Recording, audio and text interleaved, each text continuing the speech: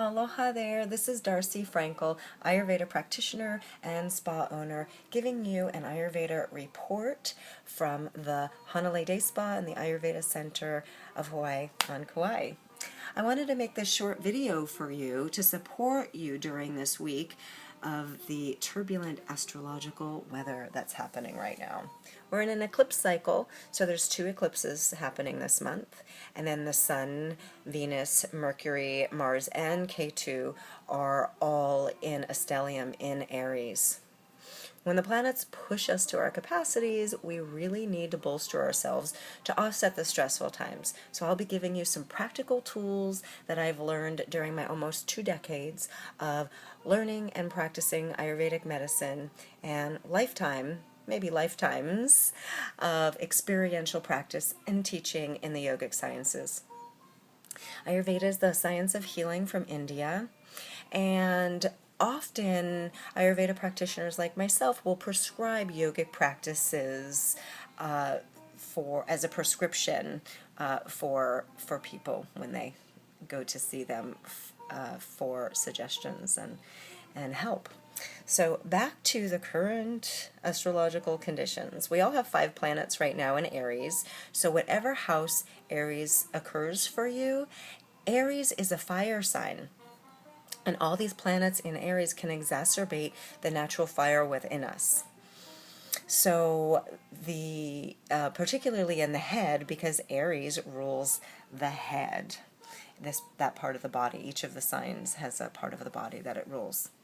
So in Ayurveda, the term for this type of fire is called Pitta. Given the current tendency to increase Pitta, we need to focus, calm, and cool this fire. That actually could be your mantra this week. Calm, cool, focused, directed fire. So it doesn't burn us or the people around us. So I'm going to give you some practical tools on actually how to do this.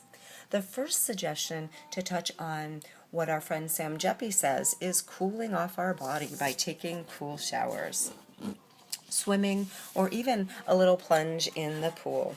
Exercise is best now during the morning, which is the coolest part of the day.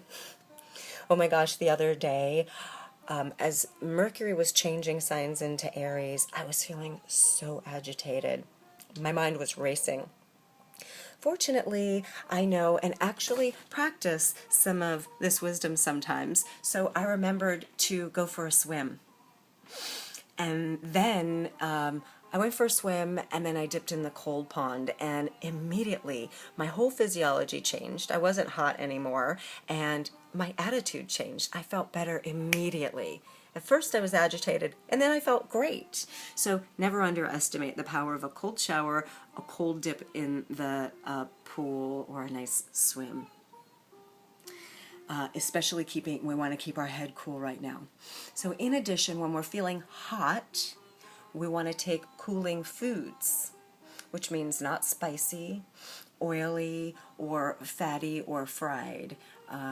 So we want to have cooling foods and drinks. Even cool water is great. Sipping cool water. Put some mint in there, a little spritz of, what I love to do is put a little spritz of rose water in my water, or if I'm feeling hot, I just spritz myself. I use lots of essential oils as well. Essential oil of rose, lavender. Here's my little kit I brought out to show you. I have lemon balm here, which is also cooling. Geranium. Lots of really great essential oils. Find some cooling things and cool off. So Ayurveda addresses every aspect of our body, mind, spirit, emotion, and environment. Skillful communication is vital in cultivating a healthy lifestyle, especially now when we or people around us can get hot-headed. Remember, Aries rules the head, it's a fire sign, and Mars and the Sun are combust right now. To quote Sam, Aries is a sign of expressing individuality, often at the expense of our relationships, and that can cause stress. One communication tool I'll share with you this time, which can help preserve our relationships, we all want to do that, I call it When I Heard You Say. This technique helps us to identify and humbly report our feelings. In this way, we can immediately de-escalate a hot situation and bring honesty, integrity, cooperation, and transparency to it. Thereby, when we do this, we get to upgrade any old habits we may have of blaming, make wrong, resistance, or unskillful behavior. It's a real growthful tool if you pay attention to yourself and listen as you're doing it. First, what we want to do is identify exactly what the person said or did that had us feel the way we feel. We want to figure it out exactly without any exaggeration, embellishment, or even superfluous words. So the simpler the better with this technique. Then we identify the feeling that those actions evoked in us.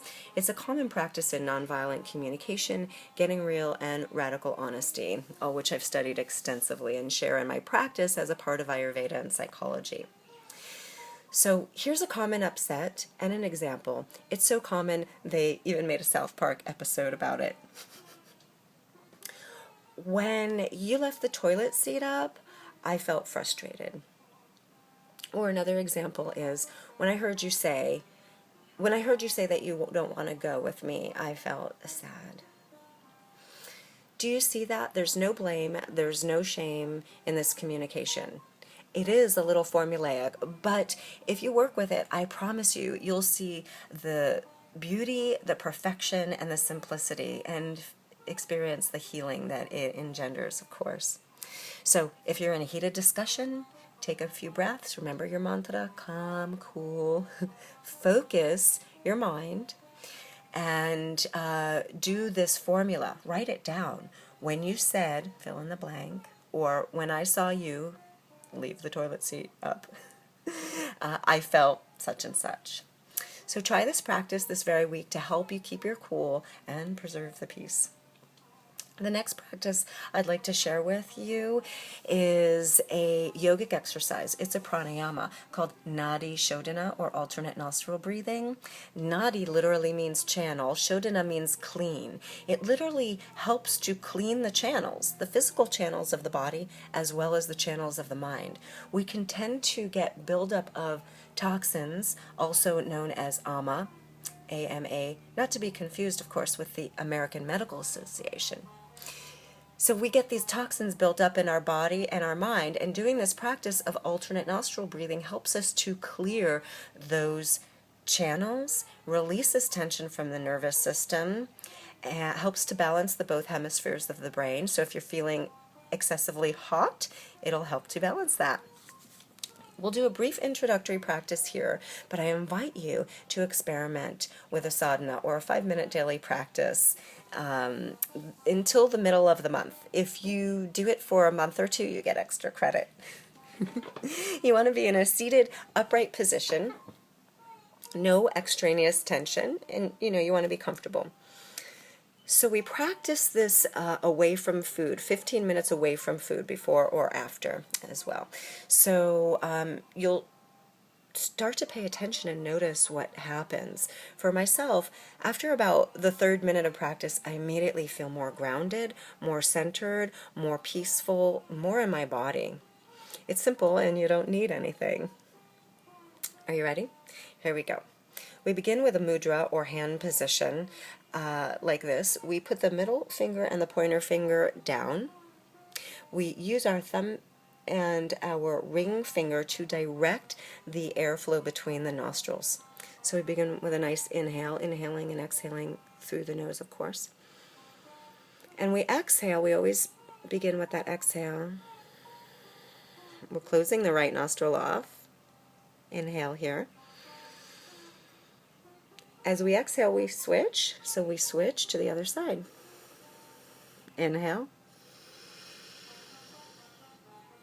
Exhaling. Inhale. Exhale. Inhale.